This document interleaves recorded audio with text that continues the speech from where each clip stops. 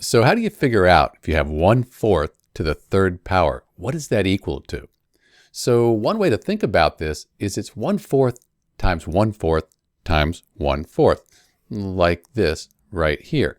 And we could write it like this. We could say 1 to the third, because it's 1 times 1 times 1, over 4 to the third, because it's 4 times 4 times 4, 4 to the third. So you could do it this way, and then 1 times 1 times 1, that's just 1. 4 times 4, 4 times 4 is 16. 16 times 4 is 64. So 1/4 to the third power here, the fraction 1/4 to the third power, that equals 1/64. And this is pretty small. It's a lot smaller than 1/4 because when we multiply fractions, it's not like adding. When you multiply, they get smaller. So this makes sense. 1/4 to the third power is 1/64. This is Dr. V. Thanks for watching.